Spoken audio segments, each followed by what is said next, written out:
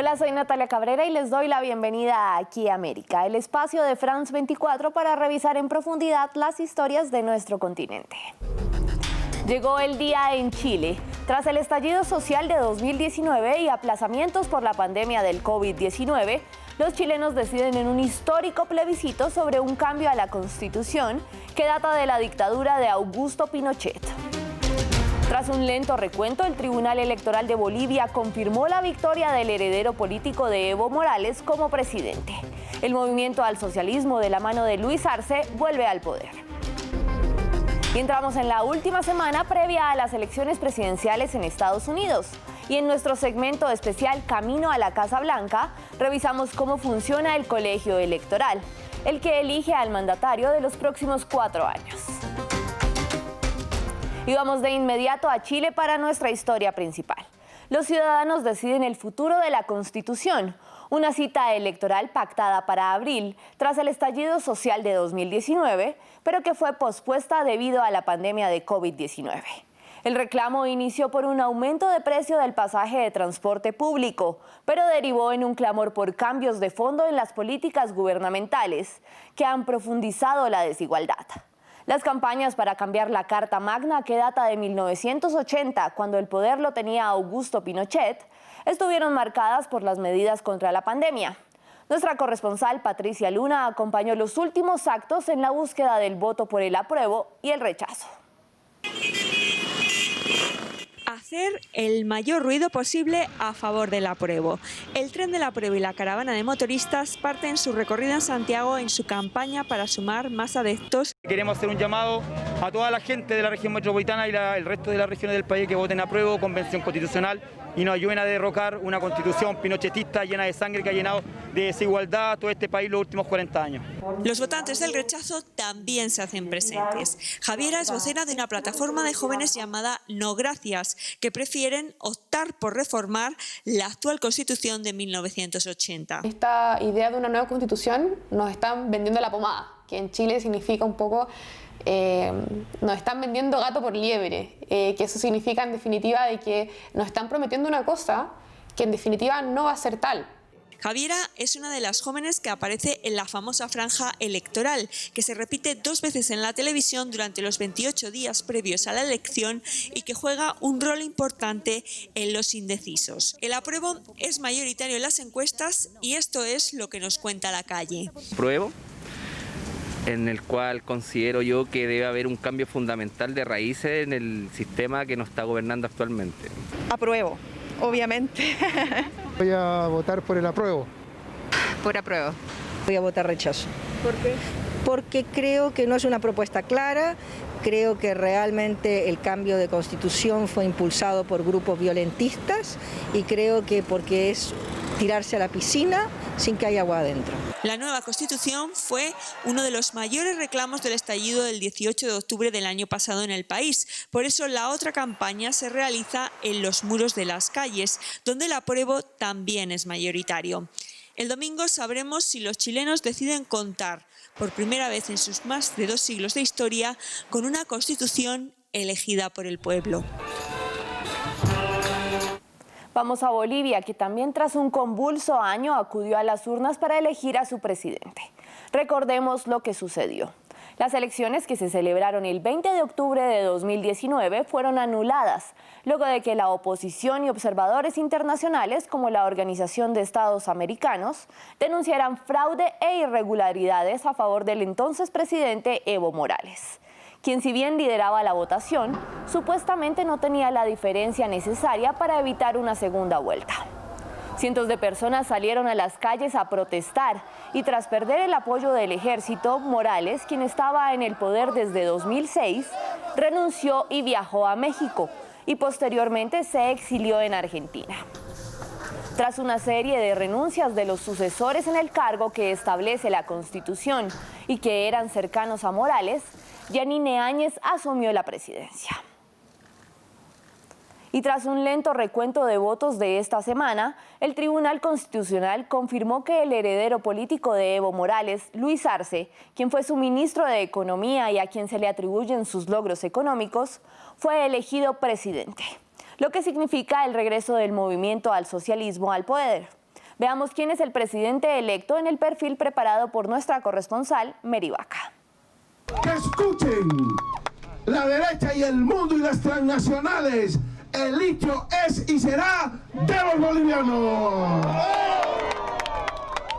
El exministro de Economía, Luis Arce, elegido por Evo Morales como candidato presidencial del Movimiento al Socialismo Más, ofrece la defensa de la nacionalización y recuperar el crecimiento que tenía el país antes de la salida del expresidente y que en su criterio ocurrió por un golpe de Estado. Éramos felices, hermanos. Y la felicidad se trunca en un golpe de Estado. Arce condujo la economía durante 12 años, la mayoría en un periodo de bonanza. Logró superar un cáncer de riñón y ahora busca el apoyo de los sectores populares. Hemos tenido buen gobierno de Evo Morales. Tampoco vamos a decir que no. Bien, esto no se conocía antes en Bolivia, pues, pero como ha manejado un presidente indígena, entonces hemos sido conocidos Bolivia. Los críticos afirman que el crecimiento fue un espejismo y que no es atribuible a Morales o Arce, sino a situaciones excepcionales comparables con ganarse la lotería 2 veces. La de la lotería de las materias primas, cuando los precios subieron significativamente, el gas, minerales y la soya, que nos permitió tener 60.000 millones de dólares adicionales, eso es como medio plan Marshall a precios de hoy. Y la segunda lotería fue que Morales recibió un país sin deuda externa prácticamente. Luego de ganar las elecciones con el 55% de los votos, Luis Arce enfrenta importantes desafíos, como sacar al país de la profunda crisis económica en la que se encuentra luego de la pandemia, y además reconciliar a los bolivianos que el último año estuvieron muy confrontados.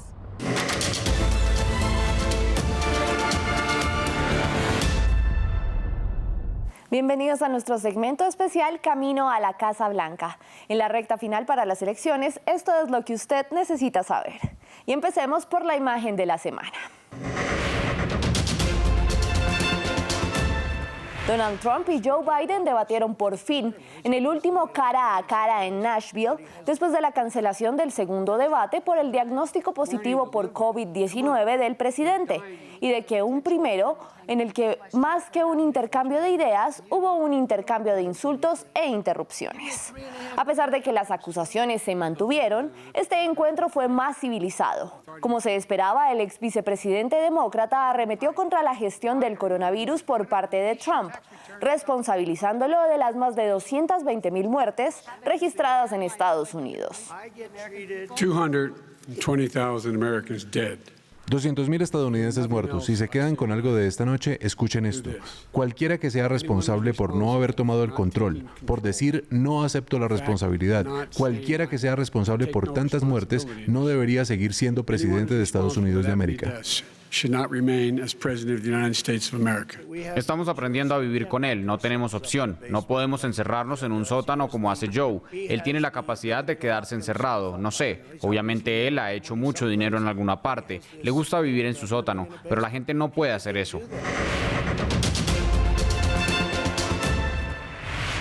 Vamos a Washington para hablar con nuestra corresponsal Diana Castañeda. Diana, vimos en este debate a un Trump un poco más moderado. ¿Lo ayuda o lo perjudica? Bueno, básicamente esta era la última oportunidad que tenía el presidente Donald Trump para tratar de disminuir ese margen, esa ventaja que le lleva Joe Biden con un porcentaje de 7 a 10 puntos dependiendo de las encuestas a nivel nacional. Y definitivamente le ayuda a tener, digamos, un lenguaje un poco más moderado en este último debate, aunque las encuestas al día de hoy muestran o dan como ganador del debate a Joe Biden. Hay que ver, y esto se podrá conocer, digamos, en las siguientes semanas, cuando se den nuevos sondeos de favorabilidad, si el presidente realmente logró convencer a algunos de sus seguidores o a algunos de los votantes indecisos de sumarse a las filas del Partido Republicano para las próximas elecciones. Y es que, como dices, Biden tiene la delantera en las encuestas de intención de voto. Y teniendo en cuenta que hay una cifra récord ya de voto anticipado, ¿cómo ayuda entonces este debate a Biden por su parte? Bueno, está muy claro, hay más de 46 millones de personas que ya han votado en los Estados Unidos. Este es un récord en comparación a las elecciones anteriores y digamos que la mayoría de personas que han votado anticipadamente pues ya han tomado su decisión y muchos en esta semana y en la semana que queda de estos votantes indecisos podrían también tomar su decisión y esto es lo que digamos busca Biden, llevar a cabo digamos una campaña más agresiva para convencer a estos votantes, también a muchos votantes jóvenes que aún no les convence ninguno de los dos candidatos y sobre todo porque se estima que cerca de un 15% de personas que lleguen a las urnas el día de las elecciones no sabrán por quién votar hasta que lleguen frente a la balota y tomen la decisión. Así que todavía queda tiempo y esta era una oportunidad para Biden de terminar de mostrar su plataforma y digamos básicamente mostrar por qué debería ser elegido como presidente de los Estados Unidos. Gracias en Washington a Diana Castañeda por el análisis del último debate de cara a las elecciones del 3 de noviembre. Es uno de los sistemas electorales más complicados. Incluso muchos estadounidenses no entienden cómo funciona. En 5 elecciones presidenciales, incluida la más reciente en 2016, el ganador llegó a la oficina oval gracias al colegio electoral, pero perdió el voto popular. Aquí les explicamos cómo funciona este organismo. Los votantes estadounidenses no eligen directamente a su presidente. Son, en cambio, los representantes llamados electores quienes tienen la última palabra sobre quién llega a la Casa Blanca. En total, hay 538 de ellos en el colegio electoral. El número en cada estado varía según su población. California, el estado con más cantidad de habitantes, tiene 55. Alaska, en cambio, tiene solo 3. El candidato que obtiene la mayoría de votos gana a todos los electores, excepto en 2 estados, Maine y Nebraska, que operan con un sistema proporcional. Se necesitan 270 de los 538 votos para ganar la presidencia. Es un sistema que a veces ha resultado controvertido, porque un candidato no necesita necesariamente la mayoría del voto popular para asegurar una mayoría de electores. Ese fue el caso en 2016, cuando Donald Trump perdió el voto popular, pero venció a Hillary Clinton por la Casa Blanca. Gracias por acompañarme en esta emisión de Aquí América. Recuerden que pueden seguirme en redes sociales en la dirección que ven en sus pantallas. Cuídense mucho del coronavirus y sigan viendo France 24.